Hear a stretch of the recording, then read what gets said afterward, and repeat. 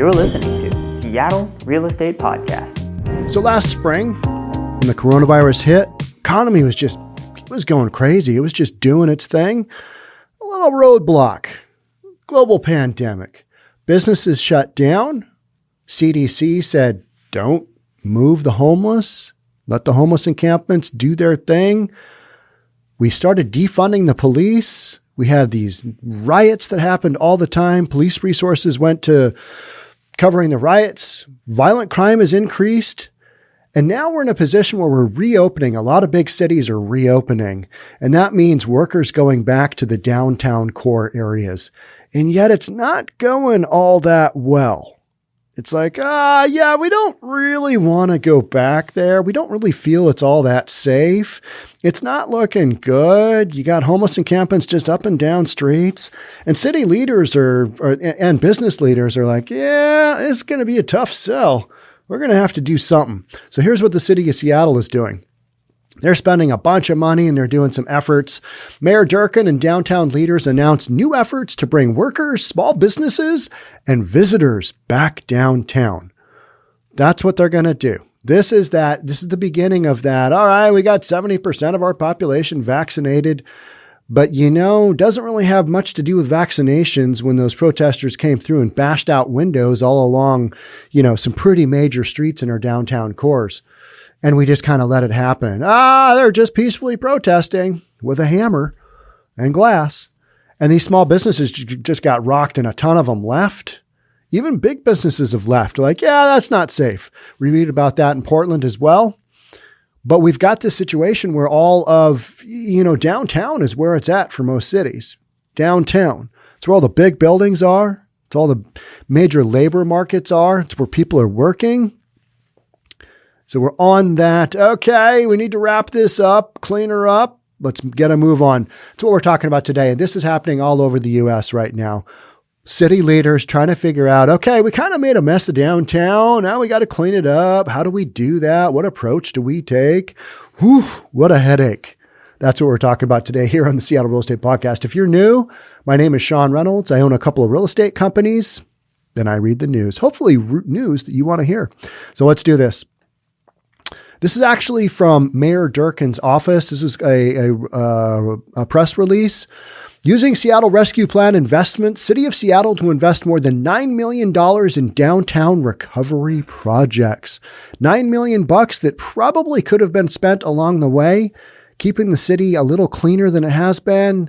Homeless encampments, not as much. Enforcement of law against said peaceful protesters. Stuff like that. And we wouldn't be in this situation as much as we are. Mayor Jenny A. Durkan and downtown Seattle community leaders today announced the Road to Downtown Recovery Plan, which includes new efforts and investments to bring workers, small businesses, and visitors back downtown. Whenever I see this, I think, oh man, you try and convince me how much it's cleaned up. I don't know. It doesn't, I don't think it's going to take more than that. It's just going to take a bunch of time and showing me that you can keep this, keep these areas safe and not have the shootings and the crazy people running around that are doing just that right now. We've had crime rings operating in downtown, just a lot of crazy stuff going on, right? Using Seattle Rescue Plan investments and other federal funds, the city will invest more than $9 million in downtown recovery projects, including efforts to address empty storefronts because businesses moved out, direct cash assistance to downtown small businesses that are hanging on by a thread, okay, and workforce development programs for or underemployed downtown hospitality workers. Private partners, including the Downtown Seattle Association, and I've read about them a lot. They're trying to get it going. So that group, along with Visit Seattle, are committing $7.4 million this year for other efforts, including marketing, events, and cleaning. For the purposes of this recovery effort, the city's definition of downtown spans from Seattle Center to the Stadium District and I-5 to the Waterfront. Pretty big area. Lot of commercial space within that area. Downtown Seattle has been significantly impacted by the COVID-19 pandemic and resulting economic downturn, as have a lot of downtown cores throughout the United States. But ones like Seattle and Portland In LA, they seem to have been impacted more. In New York, because we just didn't do a lot about the enforcement of general law in downtown, and we kind of just let things go. And here we are, spending a bunch of money trying to get people to come back. According to data from the Downtown Seattle Association, more than 450 street-level business locations have permanently closed downtown, 450 since the beginning of the pandemic. I used to read like one a week of major companies leaving. It's just a bloodbath, and I really couldn't blame them for leaving. Their employees were felt unsafe. Customers didn't feel safe going there. Owners didn't feel safe. Owners were moving companies out. Startups were moving out. Now we're kind of on that flip side of, oh, geez, we got a mess here. Need to clean this bad boy up. In addition, average daily foot traffic downtown has decreased from nearly 450,000 visitors per day in January 2020 to 300,000 visitors per day in June 2021. So you literally lost 33.3% of your traffic. Enormous numbers. During COVID-19 safety restrictions, average daily visitors downtown dropped as low as 130,000 per day. So call that 70%, a 70% drop in traffic. No wonder businesses were going out literally on the daily, because you just don't have enough people downtown to support those businesses. So it's like, why are we here? It's not safe. It's dangerous. My storefront's getting rocked. Why would I be here? But the flip side to that is the downtown has a built-in marketplace. You've just got so many people, but it's dependent upon those people coming back, feeling comfortable. I don't really like to walk around downtown. I'll do it basically for my job. But I'm not going to be like, hey, Heather, my significant other, do you want to go through a stroll of downtown Seattle? Just walk around and see what's going on. You know what the answer to that typically is? I don't think so, Sean. It's like, yeah, all right, that's fair. I'm going to go. All right. Keep your cell phone on. I might be calling you. I'm getting chased down the street. I mean, that's literally what you think when you talk about walking through some of these downtown areas. According to the Puget Sound Regional Council, at pre-pandemic levels, an estimated 48.9% of the covered employment in Seattle, workers who were covered by state of Washington insurance programs, was based downtown. So an enormous percentage of our working population is downtown. And now we're like, oh, geez, we need to figure out some way to get these workers back, because this isn't working out all that well. Oh, not good.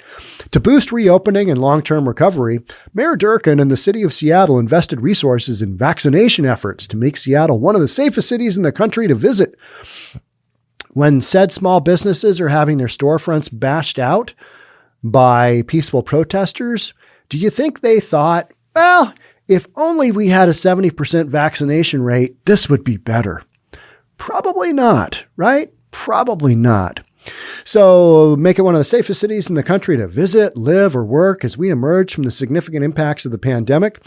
At the same time, in February 2021, Mayor Durkan convened the Downtown Revitalization Working Group, a coalition of business, labor, arts, and community-based organizations to advise the city on efforts to help downtown Seattle recover. How about you clean it up? You clear the homeless out of the storefronts, and you arrest people who break into businesses. And this is all hindsight, because we're not hearing a lot about the peaceful protesters anymore, are we?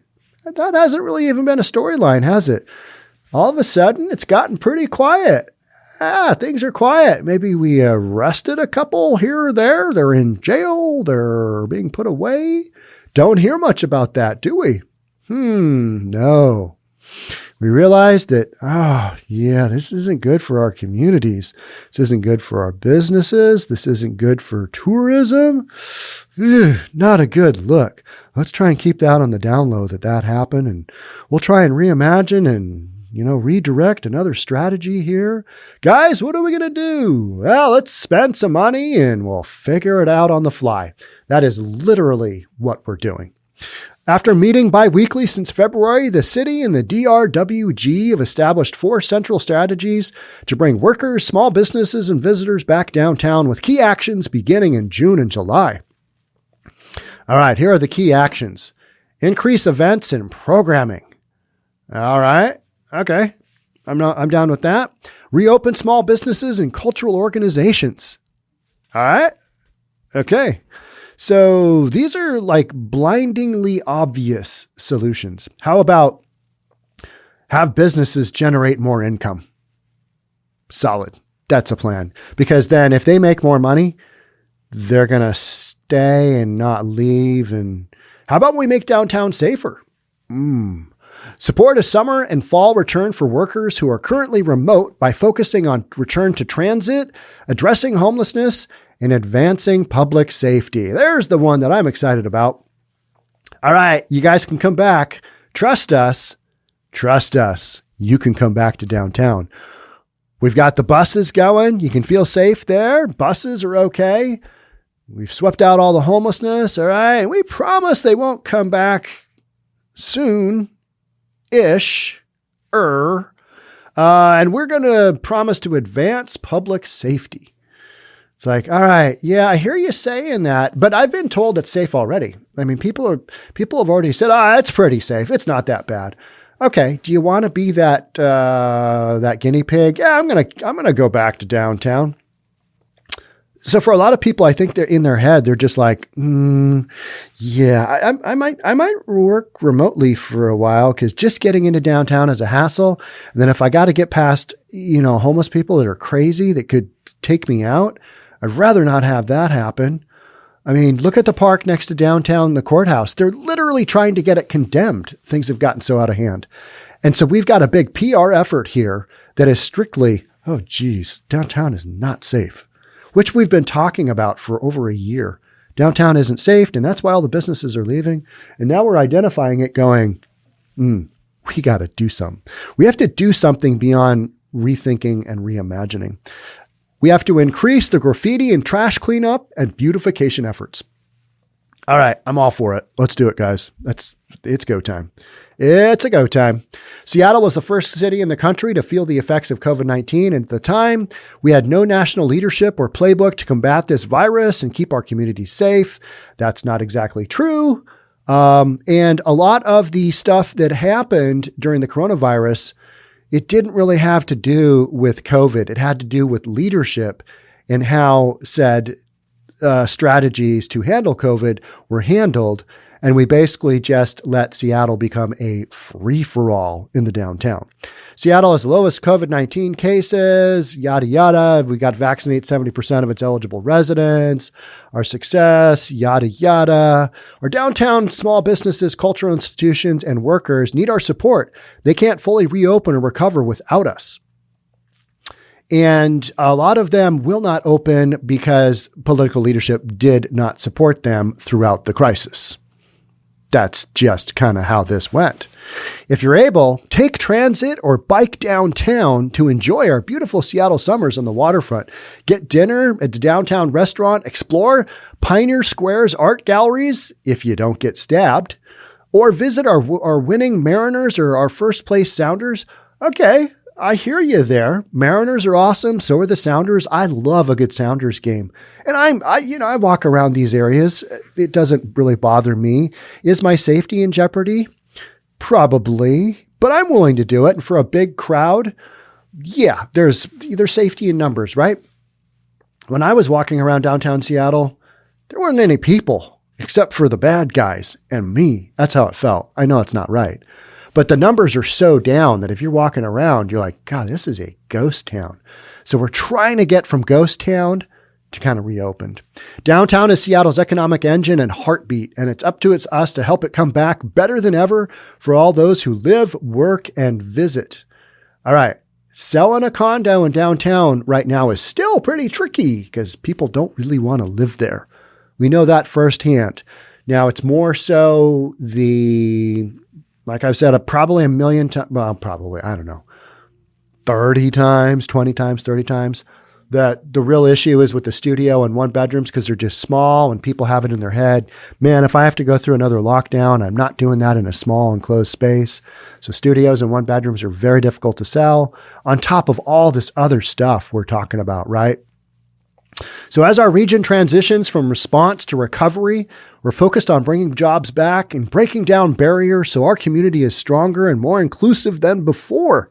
All right, but we're kind of twisting storylines here. You just need to make it safer and safer for businesses to operate, and people will come back. When people feel safe and they don't see the craziness going on their sidewalks, when they don't have to fight through a homeless encampment to get to their place of work, that's when they're going to be like, okay, yeah, there is cool stuff in downtown, but it's going to take a while to clean up and make people feel comfortable, right?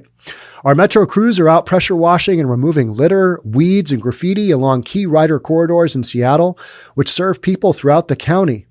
All right.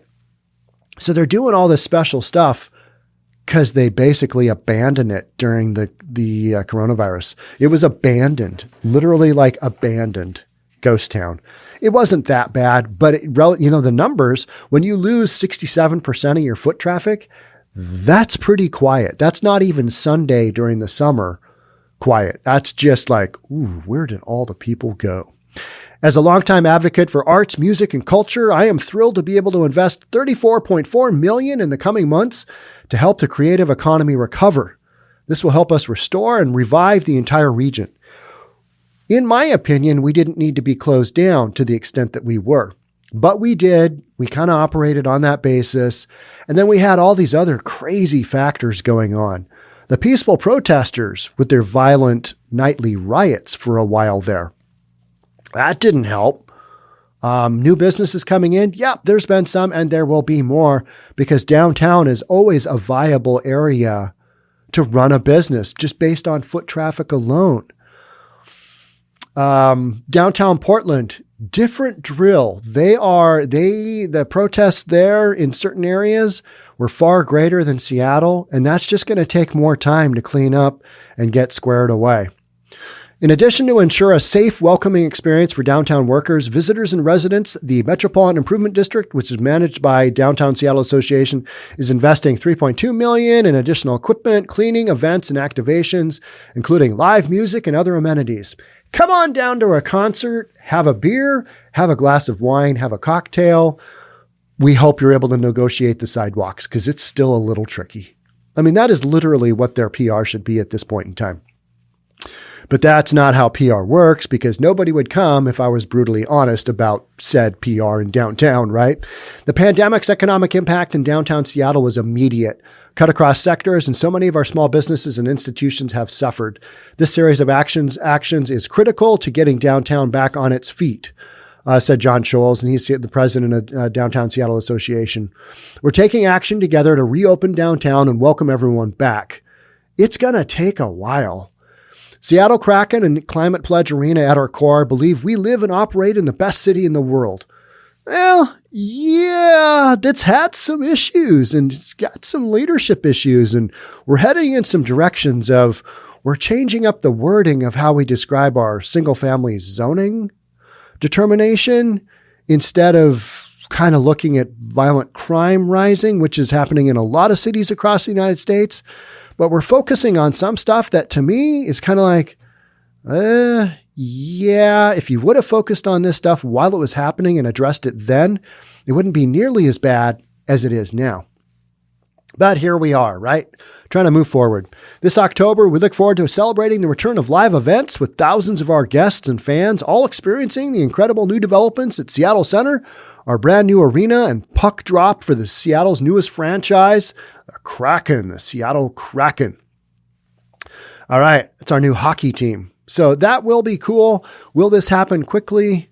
It'll probably happen faster than people realize. People have just been putting the downtown areas down and out because all you hear and you see, and you have podcasters like me talking about how crappy things are.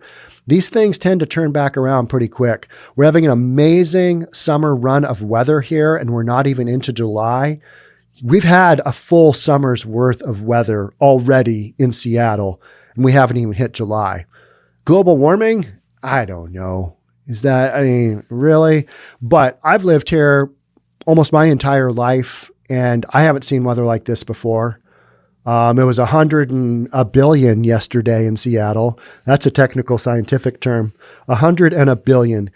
We had 2 big air conditioners going in our house, and that was in 2 rooms that are kind of blocked off.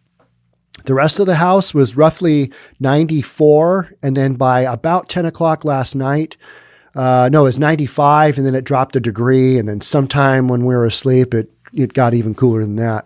But it was smoking hot is the bottom line. I had somebody send me an article. It was so hot. How hot was it in Seattle? It was so hot that the asphalt and roads were buckling. I mean, it was brutally hot. You'd walk outside, and we're not used to that here in Seattle. But with this good weather, Seattle's a pretty cool place to do tourism. If we get her cleaned up, people are going to come back because people want to go out and do stuff. But you got to have downtown cleaned up. You can't have it looking the way it was, which was tagged, tents everywhere, smashed out windows, boarded up stores, graffiti, garbage. I mean, it just looked like a waste zone. And entire blocks with all the stores were shut down. They were boarded up. They were graffitied up. And it was sad to see. And so now, basically, you've got private business, the Seattle Downtown Association, ponying up a bunch of money to put some stuff together to make this happen. So that's what it comes down to. City isn't spending a ton. Feds aren't spending a ton. It's private business. That's kind of who's going to turn this around. And that's what typically happens, right? It's small business owners that are like, all right, we are effed here. What are we going to do? All right, we got to clean it up. They've had to keep pressure on city leadership. Hey, you got to clean this up. You got to clean this up. You got to do something. You got to clean this up. But we're literally at that point where some of our efforts are going to, you need to condemn this park. It's so bad. Will these strategies work? Will our July welcome back weeks, will they bring people back? Well, it certainly won't be the way that it was before the pandemic, but it'll be better. And are we going to get all these, our 450,000 people walking around a day in downtown Seattle? No, because you still got a bunch of people working remotely, but it'll be better. So this kind of thing can definitely be used positively. Just spending money on getting things cleaned up and doing all this stuff. A lot of it, to me, didn't have to happen, but it did. Here we are. Let's go. All right. That's it for me. Do I think this works? It's better than not doing this stuff. But a lot of this, it's just going to be time with people feeling comfortable going into the downtown, and they're not going to feel comfortable until it's cleaned up. So I'm glad this is happening. This is happening in other areas of the country as well. But, we're the Seattle Real Estate Podcast, so we talk about Seattle. All right. That's it for me on this one. Thank you so much for being here. I'd love to have you hit that subscribe button, hit the like for this video. Thanks for following. Thanks so much. Really, this would be a ridiculous thing for me to be doing, sitting here talking to nobody. So thanks for being a part and all the views that you guys give me and just kind of being here. Thank you. I'll catch up soon. Bye for now.